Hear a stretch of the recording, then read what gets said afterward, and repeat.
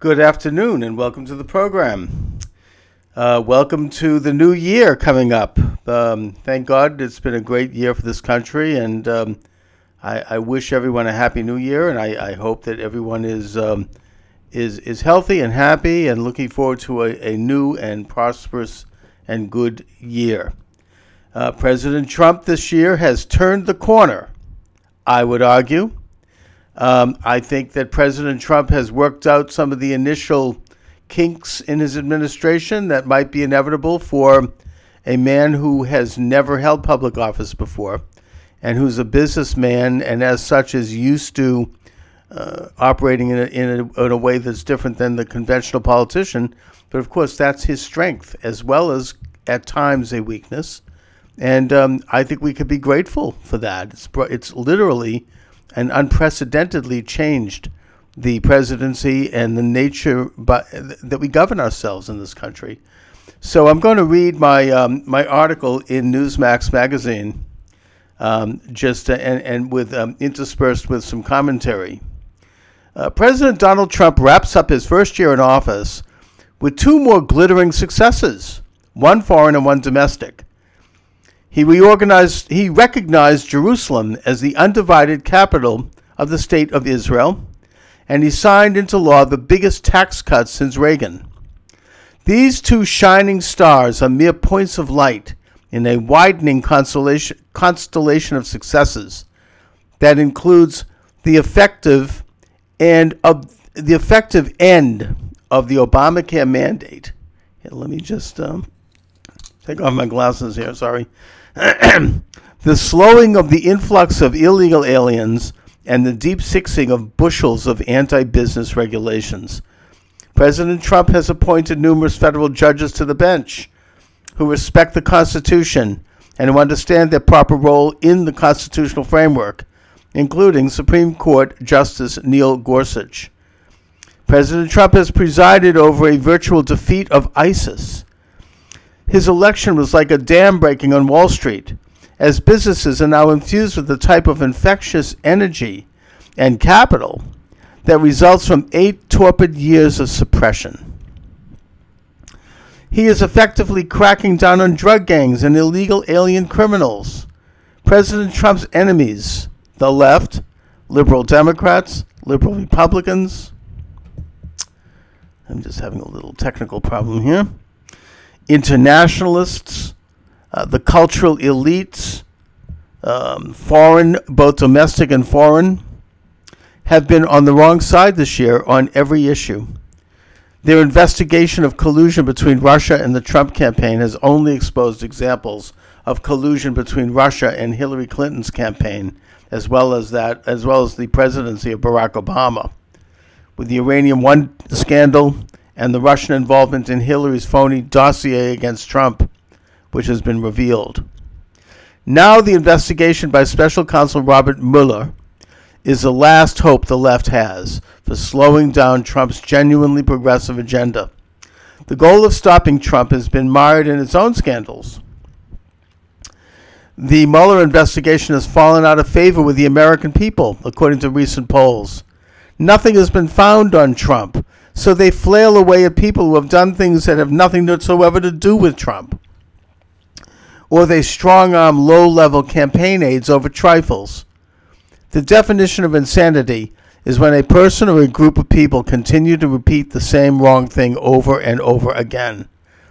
That about describes liberal Democrats who are mired in the false construct of race identity politics, by which they put their opponents under a microscope in search of racism.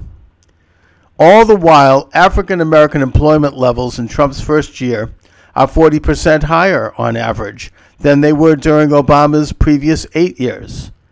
Obama's deportation levels were higher on average than were Trump's during his first year.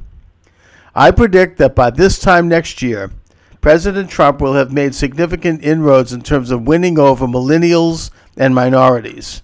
By then, the effects of the tax cuts and the end of the most onerous aspect of Obamacare will be felt in the paycheck of working people and in the job market. Success is a contagious thing, and sane, self-interested people naturally want to get on board with it.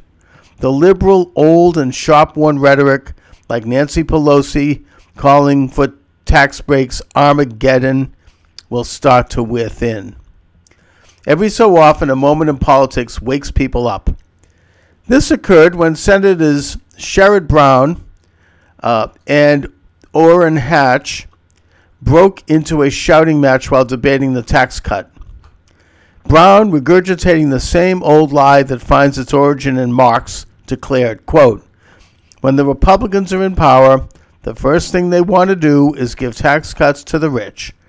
That's just what's in their DNA." Hatch responded, "I've been here working my whole stinking career for people who don't have a chance, and I really resent anybody saying that I'm just doing this for the rich. Give me a break. I think you guys overplay that all the time and it gets old, and frankly, you ought to quit it." Hatch also said, "What you said was not right. That's all I'm saying. Now I come from the lower middle class originally. We didn't have anything, so don't spew that stuff on me.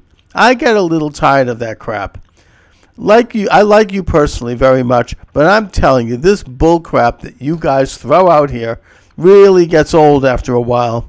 And then to do it right at the end of this is just not right." And so you have Senator Orrin Hatch having a meltdown publicly and finally expressing his feelings about this garbage, this false, nonsense, this dialectical crap that the left has been spewing really since Marx and probably a long time before. These are times where everything is looking positive. Even if we don't have the boom that we hope we have, every American, every earning American has gotten some level of a tax cut. We have monies being invested from overseas because of the lowering of the corporate tax. That's going to go toward building companies and creating jobs and creating new goods and services and inventing things and doing all the things that Americans want to do. That's going to stimulate the economy by putting more capital in people's pockets, as opposed to the Obama approach and the liberal approach, which is to borrow from the Fed and increase the national debt. On the international front, America is respected again. Look I'm an Uber driver, okay? I talk to people from all over the world every day practically. People that I drive to the airport, or people who I drive to different locations in Boston, and I do an informal survey, an informal poll about these things. Not everyone wants to talk to me, but a lot of people do, and they tell me that President Trump and the United States is more respected in the world today than we have been probably in many, many decades, because we stand for something. We stand for ourselves. We stand for a strong state, which makes other nations stand for their own strong states.